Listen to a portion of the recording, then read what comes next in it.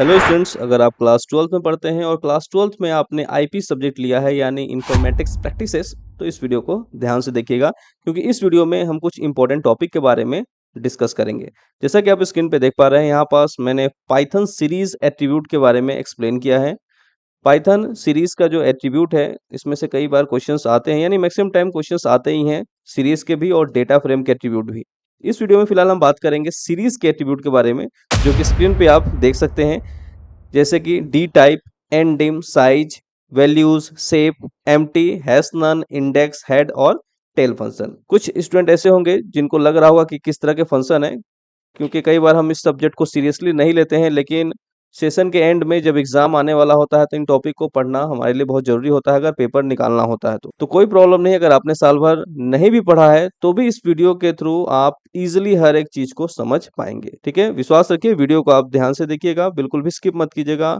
ये जितने भी टॉपिक है ना, वो आपके क्लियर हो जाएंगे। तो चलिए शुरू करते हैं।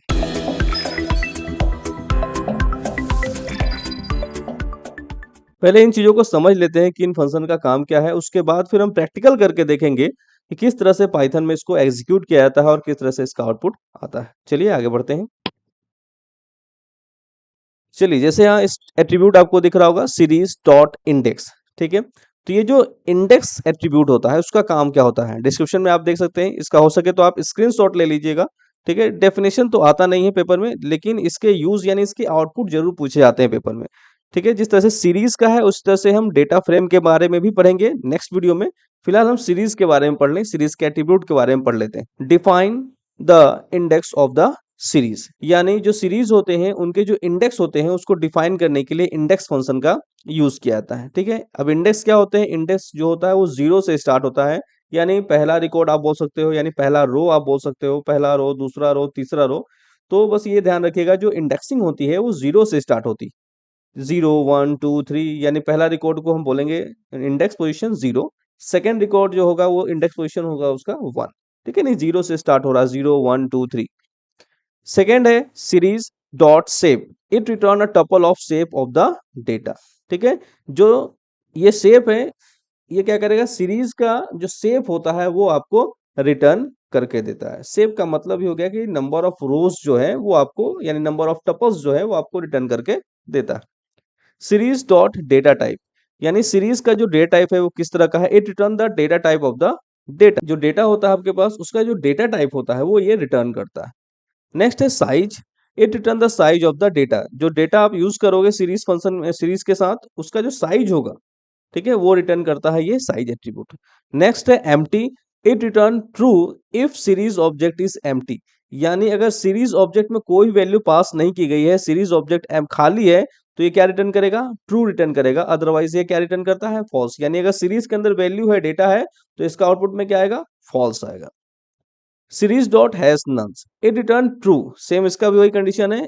ये क्या करता है, it return true if there are any none value. अगर सीरीज के अंदर जो हम वैल्यूज ऐड करेंगे, वैल्यूज देंगे, पास करेंगे, उसमें अगर कोई नन वैल्यू है, देन ये क्या रिटर्न करेगा, ट्रू। अगर उसके अंदर नन वैल्यू नहीं है तो ये फॉल्स रिटर्न करता है। नेक्स्ट है series dot values, it return all values of the series. ठीक है, it return all values of the series, यानी सीरीज के अंदर जितनी भी वैल्यूज हैं उसको ये रिटर्न करता है, ये जो एट्रीब्यूट है। फिर है एंडिम, it return the number of dimension in the data. Data में जो नंबर ऑफ डायमेंशन है वो रिटर्न करेगा। जनरली जब सीरीज की हम बात करते हैं तो सीरीज हमारा वन डायमेंशन ही होता है, क्योंकि एक तो आपका इंडेक्स होता है और दूसरा उसका डेटा होता है। ठीक है, तो सीरीज के केस में आपका एक इंडेक्स कॉलम हो गया और दूसरा जो डेटा वाला कॉलम होता है, तो ये वन डायमेंशन ही होता है। फिर बात करेंगे हेड फंक्शन की, it return n number of rows from top to bottom, यानी ऊपर से आप जितने भी रिकॉर्ड देखना चाहते हैं, एक रिकॉर्ड, दो रिकॉर्ड, तो आप इसके थ्रू देख सकते हैं। किसके थ्रू, हेड फंक्शन के थ्रू। अगर हेड फंक्शन में कोई वैल्यू हम पास नहीं करते हैं तो बाय डिफॉल्ट वो 5 रिकॉर्ड ले लेता है, यानी अगर इसके अंदर आप 1 लिखेंगे तो केवल 1, पहला जो रिकॉर्ड है, फर्स्ट रिकॉर्ड जो है उसको डिस्प्ले करेगा। कुछ नहीं लिखेंगे तो 5 ले लेगा, 1 2 3 4 5, यानी 5 रिकॉर्ड वो दिखा देगा। सेम उस तरह उसका ऑपोजिट होता है टेल फंक्शन।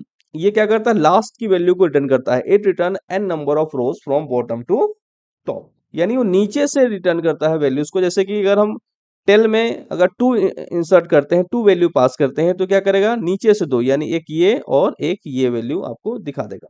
अगर कुछ पास नहीं करेंगे तो बाय डिफॉल्ट इसका भी क्या होता है 5 होता है, यानी बॉटम से 5, यानी 1 2 3 4 5। ठीक है, ये 5 जो रिकॉर्ड है वो डिस्प्ले कर देता है टेल बाय डिफॉल्ट जो होता है जब हम इसमें वैल्यू पास नहीं करते हैं। फिलहाल यहाँ हम लोगों ने थोड़ा सा डिस्क्रिप्शन देख लिया है एट्रीब्यूट के बारे में। अब चलते हैं पाइथन में और इसको प्रैक्टिकल करके देखते हैं कि किस तरह से इसकी प्रोग्रामिंग होती है और किस तरह से इसका आउटपुट आता है। फिलहाल हो सकता है अभी आपको ये समझ ना आया हो ये एट्रीब्यूट के बारे में कि सर क्या बता रहे हैं, लेकिन डोंट वरी, अभी जैसे ही आप प्रोग्राम देखेंगे पाइथन पे जब हम इसको करके देखेंगे ना, तो आप देखिएगा आपको इजीली समझ में आ जाएगा और पेपर में आप आराम से इसको लिख पाएंगे। जैसे ये जो फंक्शन है ना आप देख रहे हैं हेड और टेल, हर बार पेपर में क्वेश्चन आता है। ठीक है, हेड फंक्शन टेल फंक्शन, इसमें कभी वैल्यू पास कर दी जाती है, उसके बेस पे भी समझ लेंगे हम लोग। एंडिम फंक्शन ये अक्सर पूछा जाता है, साइज के बारे में पूछा जाता है, शेप के बारे में पूछा जाता है। तो ये जो एट्रीब्यूट है ना इंपॉर्टेंट है, पेपर में आते ही हैं। अगर अभी तक नहीं समझ में आया है तो कोई बात नहीं, चलिए आगे समझते हैं इसको। अब इस प्रेजेंटेशन को हम लोग क्लोज करते हैं और अब प्रोग्राम में देखते हैं। ये मैंने स्क्रीनशॉट एक लगाया है जो हम प्रोग्राम अभी करने जा रहे हैं। ठीक है, चाहे तो आप इसका एक स्क्रीनशॉट ले लीजिए समझने के लिए, फिर हम लोग पाइथन प्रोग्रामिंग में चलेंगे और वहां इसको टाइप करके इसको रन करके हम लोग आउटपुट को देखेंगे। चलिए, जो टॉपिक हम डिस्कस कर रहे थे उसको अभी यहाँ पाइथन में रन करके देखते हैं कि किस तरह से हम इसको एग्जीक्यूट कर सकते हैं और किस तरह से इसका आउटपुट आता है। सबसे पहले क्या करेंगे, हम पांडास को इंपोर्ट करेंगे।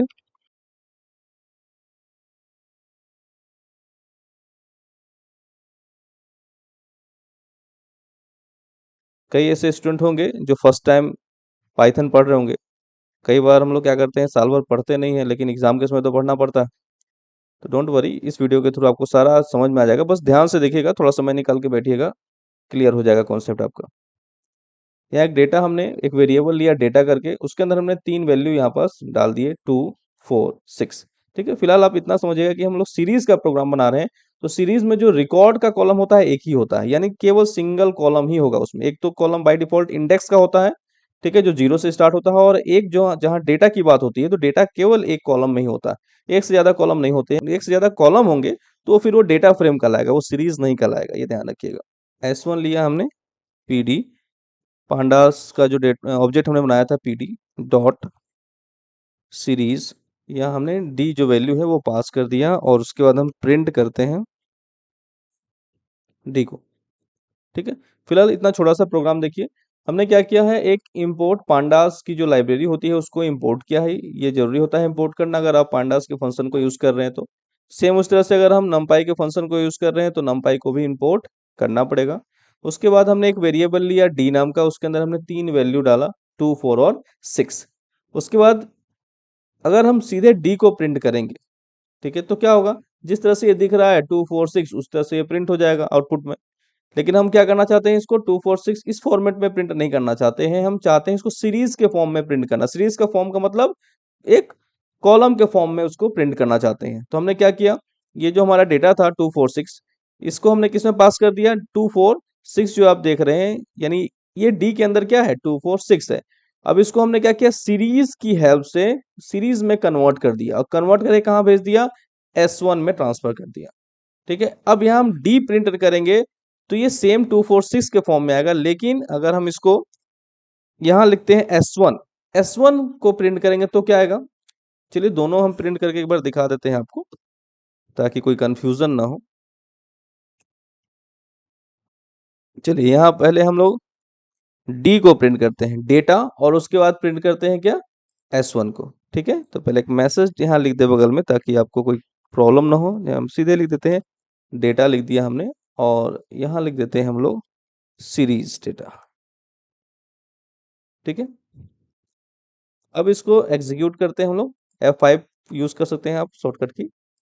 चलिए इसको रन करते हैं। पता ही है आपको, पहले इसको सेव करना होगा, चलिए सेव कर लेते हैं, माई प्रोग्राम 1.py। जब भी आप पाइथन के प्रोग्राम को सेव करते हैं तो .py जो होता है एक्सटेंशन नेम ऐड करना होता है। ठीक है, ये ध्यान रखिएगा। और हमने इसको सेव कर दिया, एग्जीक्यूट कर दिया। अब देखिए यहाँ बस क्या रहा आउटपुट, हमने जो आउटपुट के लिए फंक्शन यूज किया था प्रिंट में, हमने लिखा था डेटा, और उसमें हमने लिखा था सीधे डी। तो सिंपल जिस तरह से डेटा में वैल्यू थी 246 वो प्रिंट हो गई। और उसके बाद हमने सीरीज का फॉर्म यूज किया था और वहां हमने सीरीज के थ्रू डेटा को प्रिंट किया था। तो देखिए 0 1 2, ठीक है, ये न्यू रो में आता तो यहाँ 0 1 2 3 दिखता। ठीक है, तो ये 0 हो गया, 1 हो गया, 2, पहला डेटा हो गया 2, दूसरा हो गया 4 और 6। और बाय डिफॉल्ट इसका जो डेटा टाइप होता है ये नंबर है, इसलिए यहाँ क्या दिखा रहा है, इंट 64। क्लियर है?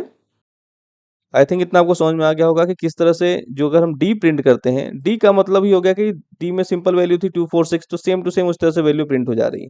लेकिन जब हम इसको क्या कर रहे हैं, सीरीज में पास कर दे रहे हैं, ये जो डी की वैल्यू है उसको हमने सीरीज के थ्रू पास कर दिया, और पास करने के बाद ये क्या होगा, डी की जो वैल्यू है सीरीज में कन्वर्ट होकर कहाँ जा रही है, S1 में जा रही है। उसके बाद हम यहाँ S1 को प्रिंट कर रहे हैं, तो एक सीरीज के फॉर्म में वो प्रिंट हो जा रहा है। क्लियर है? आई थिंक इतना आपको समझ में आ गया होगा। अब हम यहाँ यूज करते हैं प्रिंट, यहाँ हम यूज करते हैं इंडेक्स के लिए। मैंने बताया था कि जो एट्रीब्यूट है फिलहाल, अब उसको वन बाय वन समझते हैं किस तरह से हम लोग एट्रीब्यूट यूज कर सकते हैं। यहाँ जो इंडेक्स हम लिख रहे हैं एज अ मैसेज के लिए लिख रहे हैं, सिंगल कोटेशन या डबल कोटेशन का आप यूज कर सकते हो। ठीक है, अब यहाँ हम यूज करेंगे जो हमारा सीरीज है, यानी ये जो एस है, एस में हमारा जो भी आउटपुट आया है, आपको दिख ही रहा होगा जो डेटा है वो एक रो और कॉलम के फॉर्म में आ जाएगा। अब इसको क्या करना है हमें, वन बाय वन जितने भी एट्रीब्यूट है, जैसे इंडेक्स एक एट्रीब्यूट है, और जितने भी शेप है, डेटा टाइप है, साइज है, जितने भी एट्रीब्यूट्स हैं उसको हम लोग यूज करेंगे सीरीज S1 के साथ। ठीक है, तो अब यहाँ हम लिखते हैं S1 डॉट इंडेक्स। ठीक है, S1 डॉट इंडेक्स। अब इससे क्या आउटपुट आता है, देखिए रन करते हैं इसको। अब इससे देखिए पहला जो आउटपुट आ रहा था कि सीरीज 0, उसके बाद जो हम लोग यूज कर रहे हैं इंडेक्स, तो इंडेक्स केस के लिए आउटपुट क्या दिख रहा है, ये देखिए, ये इंडेक्स वाले का आउटपुट है। यहाँ आपको बताएगा कि स्टार्टिंग जो है वो 0 पोजीशन से स्टार्ट हो रहा है, और स्टॉप जो है वो 3 लिखा हुआ है, और स्टेप वैल्यू जो है वो 1 लिखा हुआ। ठीक है, कुल मिला के जो रिकॉर्ड है वो कितने हैं, 3 है। स्टॉप वैल्यू क्या होता है, हमेशा n-1 होता है, यानी 0 से स्टार्ट हो रहा है तो जाएगा कहाँ तक, 3 तक नहीं जाएगा, वो कहाँ तक जाएगा, 2 तक जाएगा। यानी स्टॉप वैल्यू जो भी आएगी उसमें एक नंबर आपको माइनस कर देना है। क्लियर? तो 0 से स्टार्ट होगा और n-1 तक ये जाता है, 0 1 2। तो ये आपका यहाँ इंडेक्स दिखा रहा है। चलिए अब नेक्स्ट चलते हैं, यहाँ से ये सीरीज हटा देते हैं ताकि 0 1 2 थे वो क्लियरली दिखाई दे, कोई कंफ्यूजन ना हो। चलिए इसी को हम लोग कॉपी कर लेते हैं और यहाँ पेस्ट कर लेते हैं। ठीक है, अभी इंडेक्स हो गया हमारा। इंडेक्स के बाद हम लोग यूज करते हैं, नेक्स्ट फंक्शन है शेप का। शेप यूज करते हैं, बस यहाँ जो सीरीज है उसमें हमें शेप लिख देना है, ये शेप लिख दिया। अब इसको रन करिए। ये तो पहला सिंपल आउटपुट हो गया, सीरीज में कन्वर्ट होके 0 1 2 2 4 6। ठीक है, उसके बाद सेकंड फंक्शन हमारा क्या था, इंडेक्स का था, यानी इंडेक्स एट्रीब्यूट का यूज किया था हमने, वो हम समझ चुके हैं। उसके बाद शेप, शेप में ये पहला पोजीशन होता है वो रो के होता है, दूसरा जो होता है कॉमा के बाद वो कॉलम के लिए होता है। ठीक है, तो बाय डिफॉल्ट जो हमारा सीरीज होता है उसमें 1 ही कॉलम होता है डेटा का। तो ठीक है, तो यहाँ रो शेप में क्या दिखा रहा है, रो दिखा रहा है, यानी नंबर ऑफ रो कितने हैं, 3। ठीक है, कितने रो है, पहला रो हो गया ये एक रो, दूसरा रो, और ये हो गया आपका तीसरा रो। तो 3 रो है तो शेप में वो 3 रो दिखाएगा, 4 रिकॉर्ड होंगे तो शेप में 4 दिखाएगा। चलिए करके देखते हैं। मान लीजिए अगर यहाँ एक और वैल्यू हम ले लेते हैं, 8 ले लिया हमने, अब इसको रन कीजिए। अब शेप में कितना दिखाना चाहिए, 4 दिखाना चाहिए। तो ये देखिए शेप में आपका 4 दिखा रहा है, क्योंकि 0 1 2 3, तो ये कितने हो गए, 4 हो गए। तो ये 4 रिकॉर्ड आपको दिखा रहा है। तो ये रो का पोजीशन बताता है, कोमा के इस साइड और कोमा के उस साइड हमारा कॉलम होता है। चलिए अब नेक्स्ट एट्रीब्यूट की तरफ चलते हैं, कॉपी पेस्ट कर लेते हैं। अब नेक्स्ट है डी टाइप। बाय डिफॉल्ट तो दिखाता ही है, बट फिलहाल एट्रीब्यूट है तो उसको भी समझ लेते हैं, S1 डॉट डी टाइप। देखिए वीडियो लंबा जरूर है, लेकिन वीडियो को ध्यान से देखिएगा तो ये सारा जो टॉपिक है ना वो अच्छे से आपको समझ में आ जाएगा, ताकि पेपर में आएगा तो कोई प्रॉब्लम नहीं होगी, आप इजीली उसको कर पाएंगे। ठीक है, थोड़ा समय निकालिए, इस वीडियो को ध्यान से देखिए। बाकी अगर आप जानते हैं इस टॉपिक को, ठीक है, तो आप वीडियो को स्किप कर सकते हैं, आगे बढ़ सकते हैं। लेकिन अगर इस टॉपिक से रिलेटेड कोई कंफ्यूजन है अभी भी फिलहाल आपके मन में, तो प्लीज़ थोड़ा ध्यान से इसको देखिएगा। निश्चित है आपको कि ये टॉपिक जो है वो पूरी तरह से क्लियर हो जाएगा। जितने भी एट्रीब्यूट हमने लिए हैं इस वीडियो में, सारे इंपॉर्टेंट एट्रीब्यूट लिए हैं सीरीज के। ठीक है, इसके अलावा कोई और एट्रीब्यूट नहीं आता है, ना के बराबर आता है। इसके बाद हम लोग जो नेक्स्ट वीडियो पढ़ेंगे वो हम लोग सीरीज जो डेटा फ्रेम है उसके एट्रीब्यूट के बारे में पढ़ेंगे, जो लगभग वो सिमिलर ही होते हैं। बस वहाँ आपको यही ध्यान देना होता है कि वहाँ मल्टीपल कॉलम्स होते हैं, मल्टी 2 डायमेंशन होता है और ये सिंगल डायमेंशन होता है। यहाँ केवल 1 कॉलम होता है। बाकी फंक्शन जो है लगभग-लगभग सेम ही वर्क करते हैं। चलिए अब डे टाइप को भी रन करके देखते हैं। इंट 64, ठीक है। बाय डिफ़ॉल्ट यहाँ पहले से ही दिख ही रहा था इंट 64, मगर आप चाहते हैं कि हाँ उसका डे टाइप एट्रीब्यूट यूज़ करना, तो इंट 64 दिखा रहा है। क्यों दिखा रहा है? क्योंकि पूरा इंटीजर वैल्यू है। अगर यहाँ हम लोग कोई चेंज कर देते हैं, 8.5 कर देते हैं, ठीक है। अब जैसे ही 8.5 करेंगे तो क्या आएगा? ये तो डेसिमल वैल्यू आ गई, तो अब इसका आउटपुट देखिए क्या आएगा? फ्लोट आ जाएगा, ठीक है। जैसे ही हमने एक वैल्यू में डेटा में चेंजेस किया, 8.5 किया और उसका डेटा टाइप हमने चेक किया, तो क्या दिखाने लगा? फ्लोट 64, ठीक है। चलिए अब नेक्स्ट एट्रीब्यूट की तरफ। अब साइज हम लोग ले लेते हैं। ये भी पेपर में आता है साइज एट्रीब्यूट। साइज कितना दिखाना चाहिए? साइज कितना है? रिकॉर्ड कितने हैं हमारे? 4 है, तो साइज भी हमारा कितना आएगा? 4 ही आएगा, ठीक है। कितना दिख रहा है साइज? 4। क्लियर है? क्योंकि 4 रिकॉर्ड है तो साइज में भी आपको 4 ही दिखेगा यहाँ, जितने इंडेक्स यूज हो रहे हैं 0 1 2 3। यहाँ इसको कर लेते हैं साइज।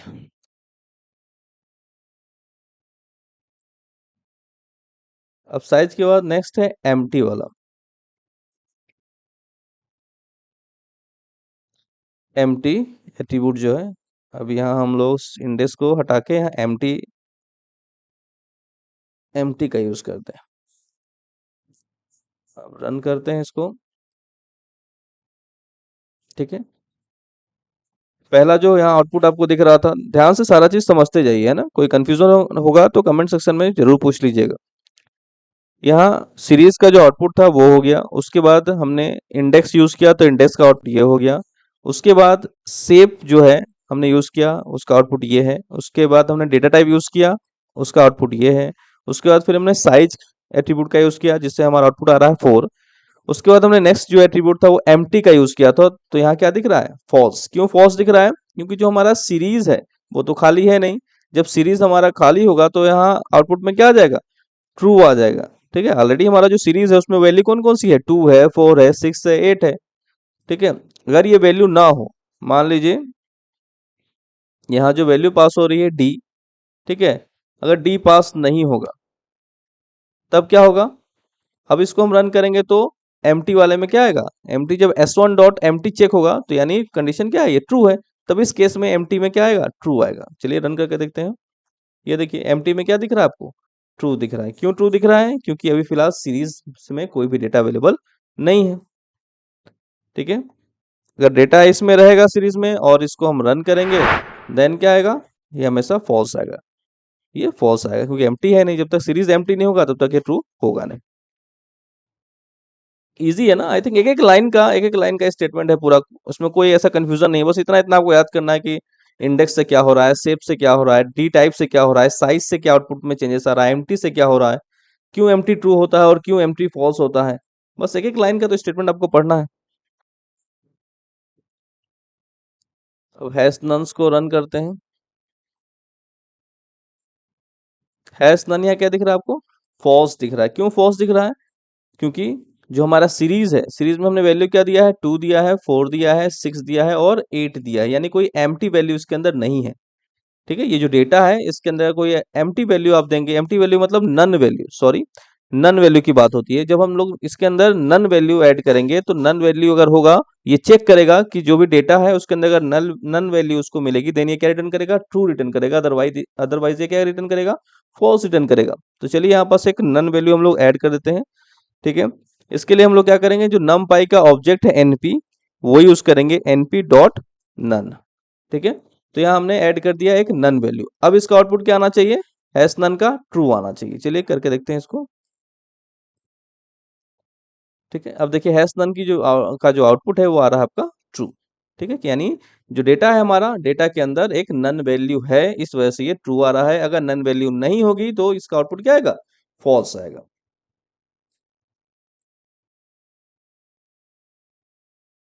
हैश नन के बाद चलिए वैल्यूज, नेक्स्ट जो हमारा एट्रीब्यूट है वो है वैल्यूज।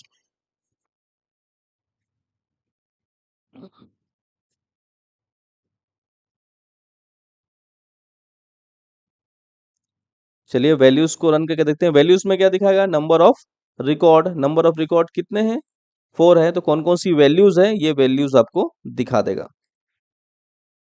ये वैल्यूज कौन कौन से हैं, 2 है, 4 है, 6 है, 8 है और नन है। 4 वैल्यूज है, तो ये चारों वैल्यूज आपको यहाँ दिख जाएगा। चलिए अब नेक्स्ट एट्रीब्यूट पे देखिए। वीडियो लंबा जरूर हो रहा है क्योंकि हर टॉपिक को मैं बहुत ईजिली तरीके से और आराम से आपको समझा रहा हूँ, एक्सप्लेन कर रहा हूँ, ताकि दोबारा आपको वीडियो देखने की जरूरत ना पड़े। एक ही बार अच्छे से देखिए और सारा डाउट जो है वो क्लियर कर लीजिए।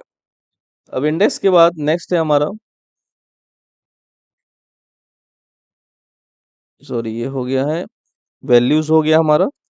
अब नेक्स्ट जो है वो है एंडिम, एंड डायमेंशन। तो हमने आपको बताया ही था कि जो सीरीज होता है वो 1 डायमेंशन होता है, तो इसमें आउटपुट हमेशा क्या आएगा, 1 डायमेंशन ही आएगा। चलिए इसको रन करके देखते हैं। एंडिम फंक्शन जो है यानी जो एट्रीब्यूट है हमारा, ठीक है, एनडी में कितना आउटपुट आ रहा है, 1 आ रहा है, क्योंकि ये 1 डायमेंशन ही होता है, सीरीज होता है। तो डेटा फ्रेम के केस में अलग अलग हो जाता है वैल्यू, क्योंकि उसमें मल्टीपल कॉलम्स हम लोग यूज करते हैं। एक कॉलम भी हो सकता है, 2 कॉलम भी हो सकता है, 3 कॉलम भी हो सकता है। अब नेक्स्ट है हमारा हेड और टेल फंक्शन।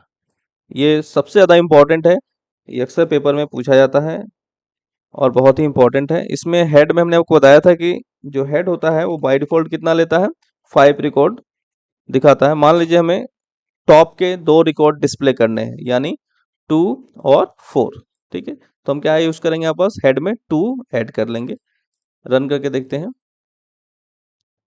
ठीक है। जैसे ही आप हेड में यूज करोगे, 2 लिखोगे तो क्या दिखाएगा, 0, ये पहला वैल्यू हो गया और ये दूसरा, ठीक है। ये हेड हमने यहाँ पास मैसेज लिखा हुआ है इसलिए साइड में आ गया। एक काम करते हैं, इसको डिलीट कर देते हैं ताकि कोई कंफ्यूजन ना हो आपको, ठीक है। अब इसको रन करके देखिए, ठीक है। देखिए 0 पहला पोजीशन और दूसरे पोजीशन का वैल्यू आपको दिख रहा है, क्योंकि हमने हेड 2 लिया है। अगर आप हेड 3 लोगे और उसके बाद इसको रन करते हैं, तो टॉप के 3 रिकॉर्ड, यानी पहला, दूसरा और तीसरा, क्लियर है। इसी में अगर हम लोग हेड क्या करते हैं, हेड में अगर हम लिखते हैं -2, ठीक है। अब क्या आउटपुट आएगा, अब थोड़ा सोच के बताइए कि आउटपुट में क्या होना चाहिए। अगर निगेटिव में नंबर लेते हैं -2, तो -2 में क्या आएगा, चलिए इसको देखते हैं। -2 में जो लास्ट का 2 रिकॉर्ड है उसको छोड़ के, ठीक है। हेड में अगर हम -2 यूज करेंगे, यानी लास्ट के जो 2 रिकॉर्ड है उसको छोड़ के बाकी रिकॉर्ड ये दिखाएगा, यानी पहला दूसरा दिखाएगा रिकॉर्ड, ठीक है। पहला दूसरा और तीसरा, कितने रिकॉर्ड है हमारे पास, 1 2 3 4 और ये 5 रिकॉर्ड है, ठीक है। तो क्या कर रहा है, हेड में -2 लगा हुआ है, यानी लास्ट के 2 रिकॉर्ड वो छोड़ेगा, स्किप करेगा, और जितने भी बचे हुए रिकॉर्ड है वो आपको डिस्प्ले करेगा। तो कितने रिकॉर्ड बच रहे हैं, 3 रिकॉर्ड बच रहे हैं, तो 3 रिकॉर्ड यहाँ आपको दिख रहा है, ठीक है। आई थिंक क्लियर होगा आपका, कोई डाउट नहीं होगा। अगर 3 कर देंगे तो क्या आएगा, लास्ट के 3 रिकॉर्ड आपको डिस्प्ले नहीं होंगे, यानी जब लास्ट के 3 रिकॉर्ड डिस्प्ले नहीं होंगे तो बचे कितने, स्टार्टिंग के 2 रिकॉर्ड। तो ये स्टार्टिंग के 2 रिकॉर्ड आपको दिखाई देंगे, ये पहला रिकॉर्ड और ये दूसरा रिकॉर्ड, क्लियर। इसको कॉपी किए और देन इसको पेस्ट कर लेते हैं। अब यहाँ टेल फंक्शन को समझते हैं। यहाँ पहले पॉजिटिव समझते हैं। मान लीजिए 2 ले लिया हमने, इसका मतलब क्या हुआ, टेल 2 का मतलब बॉटम से 2 रिकॉर्ड, बॉटम से 2 रिकॉर्ड, बॉटम से 2 रिकॉर्ड क्या हो गए, 3 वाला इंडेक्स हो गया और ये वाली वैल्यू हो गई, ठीक है। बॉटम से अगर 4 कर 4 कर देंगे तो क्या होगा, बॉटम से 4 रिकॉर्ड आपको डिस्प्ले हो जाएंगे। ये देखिए, बॉटम से 1 2 3 और ये 4 रिकॉर्ड, पहला रिकॉर्ड जो है 0 वाला इंडेक्स वाला छूट गया, बाकी बॉटम से 4 रिकॉर्ड आपको दिख रहे हैं, ठीक है। इसी का अगर हम लोग निगेटिव की बात करें, अब यहाँ बताइए अगर निगेटिव हम -2 करते हैं तब क्या होगा। ऑलरेडी मैंने आपको हेड समझा दिया है कि हेड में अगर निगेटिव नंबर होता है इसका मतलब क्या होता है कि जिसे हेड -3 या मतलब लास्ट का 3 रिकॉर्ड ये छोड़ के बाकी रिकॉर्ड दिखा रहा है। तो सेम इस तरह से अगर हम टेल की बात करेंगे तो टेल में क्या होगा, ठीक है। तो टेल के लिए क्या होगा, टेल में अगर हम लोग निगेटिव नंबर यूज करेंगे तो ये स्टार्टिंग के 2 रिकॉर्ड छोड़ेगा और बाकी रिकॉर्ड वो दिखाएगा, जितने भी बचे हुए रिकॉर्ड है। हमारे पास फिलहाल 5 रिकॉर्ड है, अगर 10 रिकॉर्ड हो, 20 रिकॉर्ड हो, तो बस ये क्या करेगा, टेल जो होता है वो स्टार्टिंग के 2 रिकॉर्ड को स्किप करेगा और इसके अलावा बाकी जितने भी रिकॉर्ड बचे हुए हैं वो सारा डिस्प्ले करेगा। ठीक है, इसके हिसाब से हमारा आउटपुट क्या आना चाहिए। ये जो हमारा डेटा है इसमें अगर हम टेल का यूज कर रहे हैं -2 का, तो ये क्या करेगा, स्टार्टिंग के 2 रिकॉर्ड यानी 2 4 को छोड़ेगा और बाकी जो रिकॉर्ड है यानी 6 8 और ये नन वैल्यू वाला आपको दिखाएगा। चलिए रन करके देखते हैं। ठीक है, यानी 2 3 और 4 नन वैल्यू जो हमने बताया अभी आपको, कि जब टेल में नेगेटिव नंबर यूज करेंगे तो टेल क्या करेगा, स्टार्टिंग की वैल्यू को स्किप करता है, और जो हेड हम लोग यूज करते हैं नेगेटिव में, तो वो लास्ट की वैल्यू को स्किप करता है। क्लियर? आई थिंक आज जितना भी हम लोगों ने एट्रीब्यूट पढ़ा वन बाय वन, वो सब आपको समझ में आ गया होगा। ठीक है, इस वीडियो में जो हेड और टेल है ये बहुत ही इंपॉर्टेंट है, इसको ध्यान से देखिएगा। आई थिंक कोई डाउट नहीं होगा, मैंने बहुत ही आराम से हर एक टॉपिक को आपको अच्छे से समझा दिया है। ठीक है, इसको रन करके भी बता दिया है।